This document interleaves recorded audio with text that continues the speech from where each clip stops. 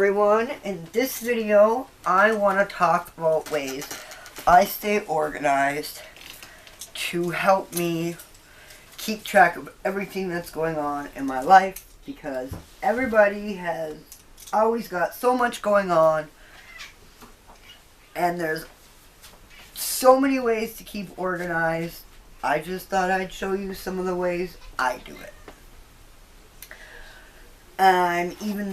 I even organize myself to the point where I have a list of talking points.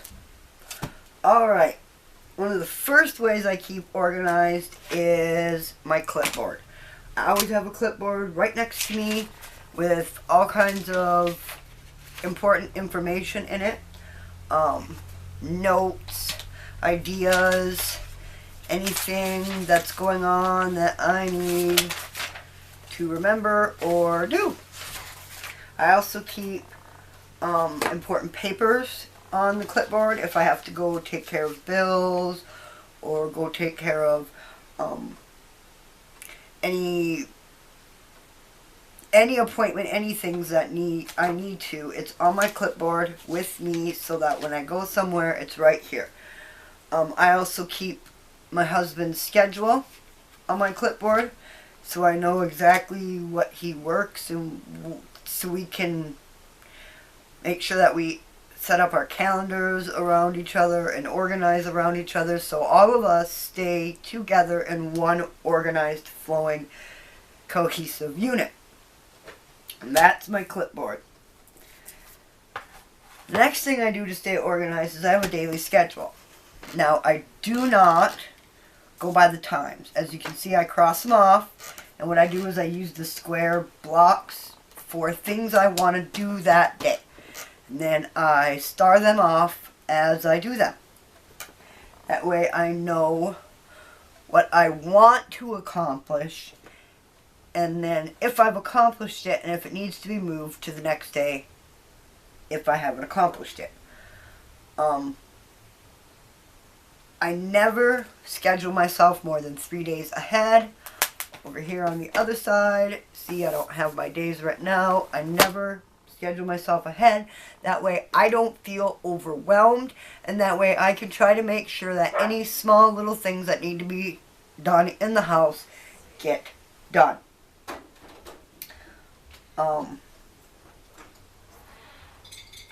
What else was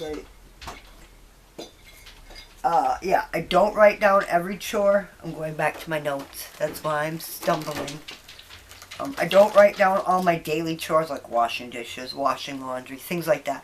Because otherwise my schedule gets filled up and then I feel overwhelmed. And after all, laundry, dishes, cleaning kids' room, cleaning up living room, vacuuming, that stuff is generally everyday stuff, so why burden your brain and burden your mind with writing it down and then feeling like you're overwhelmed? Alright, next thing I do to keep organized is calendars. This is last year's calendar for my children. This year's calendar is up on the front door, and it's duct taped on the front door so that it stays there. So I pulled off the end calendar for here, for last year, so that you can see.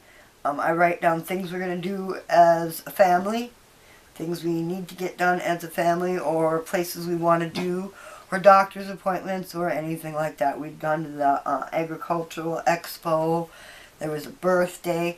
These little pink post-its are always Zaycon Fresh pickup days. I'll leave the Zaycon Fresh link in the links below. That's another way I save money, is I buy Zaycon meat in bulk so that I pay less per pound, and then I can process it to a certain degree myself. And on the children's/family calendar, I also write down days that don't have school. That way I can keep track of everything, and I write down doctor's appointments or any other family things that we need to do, and it's on my front door, so every time we walk past it or every time we go out the door, we are looking at it, and I can never say, oh, I didn't remember, because it's right there. I also make sure that when I'm making appointments or when I'm scheduling anything for family/kids calendar, I immediately write it on the calendar. Like, I walk over to the calendar and I write it on there. No excuses. That way I can never forget. Then I have my own personal calendar. My personal calendar is anything I have scheduled. Like, I had daycare kids this month, and I write them down on days that I'm going to have them over. I write down no school days on the calendar for me. I know they're all at an angle, but where I sit in my chair, my calendar's behind me. So when I end up writing on the calendar, it goes sideways. My husband also has his own calendar, and the reason I have 3 different calendars in the house is so that I'm not filling up one square and getting confused and being unsure of what and who exactly and what exactly is going on that day, so I don't have 9 things written on a little block if I have a busy day. Each person and each section of the family unit has its own calendar, so that when I go to do schedules, I can coordinate all of it easily, quickly, and know what calendar, what item, what day, what thing, and I can schedule things easily without overwhelming anything, because I'm trying to interpret a calendar with a bunch of different dates on it. And everybody's calendar is kept in a different spot. My calendar is kept on the chair right next to me, not on the chair, on the wall by the chair right next to me where I sit all the time. Kids' calendar is, like I said, duct taped to the front door so that it can't go anywhere, can't move, and is always right there. And it's not just the kids' calendar, it's like the family. We call it the kids' calendar because even family time that we schedule is for the children. And then my husband's calendar is in the office where he can write down things, and then I know, obviously, it's his calendar. It's the office where he does all of his stuff, and it's easily organized so everybody can keep track of everything themselves easily and know what is what. Alright. On my notes here, I think I went over everything on the calendar. Alright, meal planning. I used to do weekly, and I started the actual meal planning completely about a year ago. And at first, for about the first 6 months, I wrote it on our whiteboard. That's another way I stay organized, is each individual person in the family has their own whiteboard that has all the different things that they're required to do. The children's chores are written out on the whiteboard, things that they're responsible for, so they know and understand without any questions what they need to do.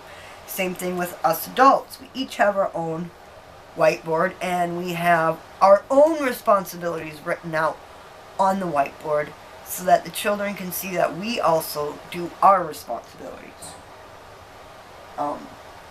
Alright, meal planning. As I was saying, first I wrote it out on the whiteboard for the first 6 months, and I only did it weekly, and I would forget sometimes. You'd get busy, you wouldn't get a chance to get the meal written up there, and then you'd go shopping for the week, and you'd change your mind, and writing it out on the whiteboard that way ended up becoming more of a burden. So I altered it and ended up in our family notebook. I only got about a month's worth of them, but I wrote up actual family meals for like a month, weekly, and planned out. And that worked good for about a month, but still required me to sit down and weekly and add it to my weekly list of things I had to do, and it felt too much.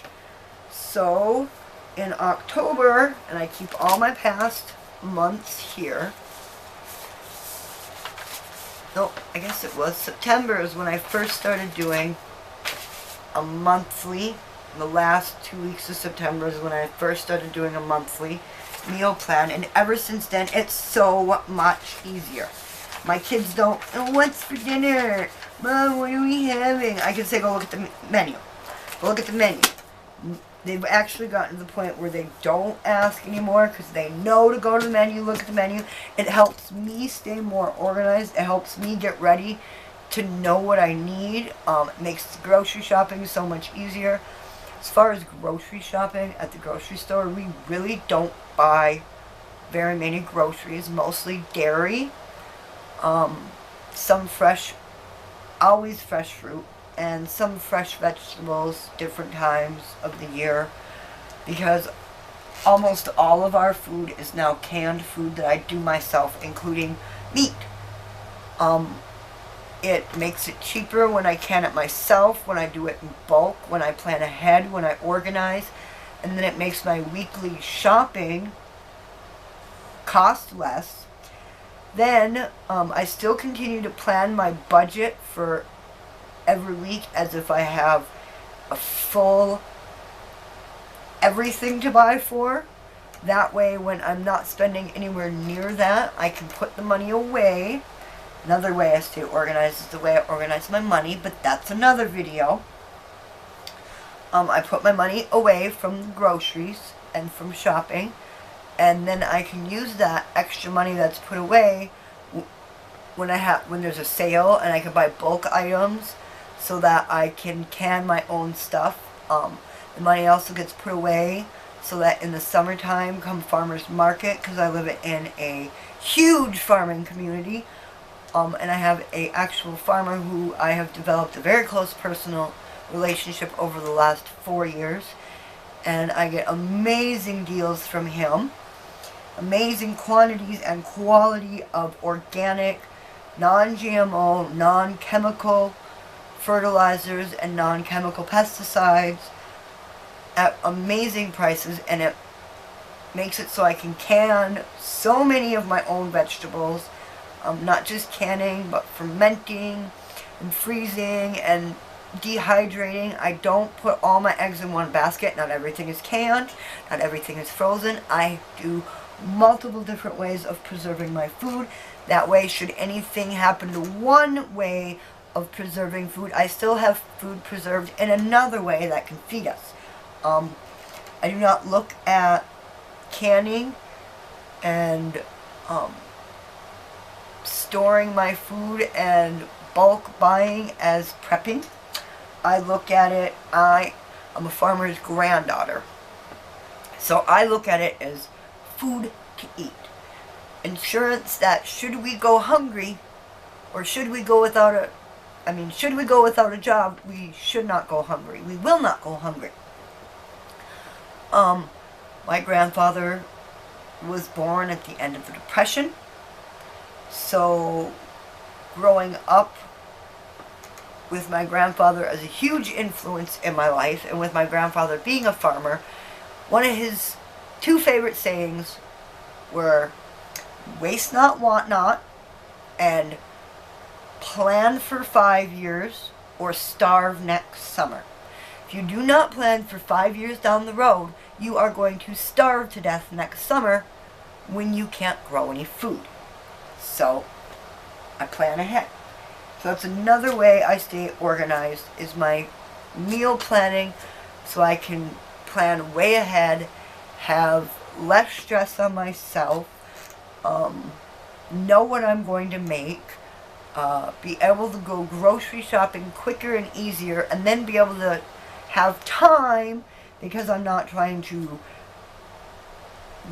make up a grocery list every week and try to decide every week what I'm going to go grocery shopping for or what I'm going to cook for.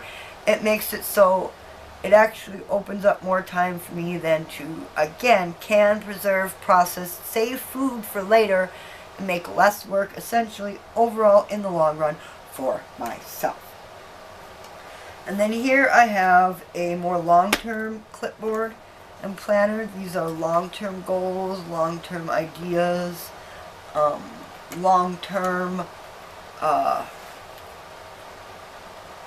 step-by-step processes down the line of things that we want to do, things that we want to get done. and things that I do not need to look at every day and remember and keep track of every day. So actually I technically have two clipboards. I have an everyday clipboard and a long-term goals clipboard. And then the final thing is our family binder. Now I just started this recently, and about 3 months ago, after I had started doing the meal planning and all that stuff. I started this about 3 months ago, and boy has it made a huge difference. There's not much in it yet because we don't have a full homestead. We still live in the city, so it's more like urban homesteading. But we have things in here like family adventures we plan on taking. Those are those meal plans I have, meal plans. This is helping me write up my meal plans every month. This is my summer schedule, and then I have a winter one, which is at the back here. School schedule for weekly meal schedule. And these are the different types of meals that I make on a regular basis. And then I go through and put the regular meals that I make on a regular basis on my menu. And then I have new ideas to try. And we go through our cookbooks and fill up our meal menu. My children are allowed to pick up a couple of meals a month, which they really enjoy doing. I don't have recipes in here yet, but in here I have a bunch of recipes and clippings from things. I have folders at the back here for when I start keeping track of, and we get to we're planning and saving for a farm. I have notebooks at the back so that when I have animals, each of my animals will have their own folder, and I will keep track of every aspect of my animal's health and daily routines and any changes I see in the animal, so that it will help me help my animals stay healthier. In my house at the moment, I only have a dog and 2 cats, so my brain is able to keep track of all of their stuff easily and individually. I don't have 50 different farmyard animals I'm down to keep track of. So eventually that's what that'll be for.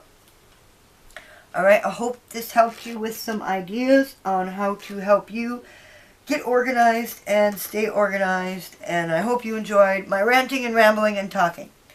Thank you for coming along, and we'll see you in the next video. And remember everyone, stay positive. Bye!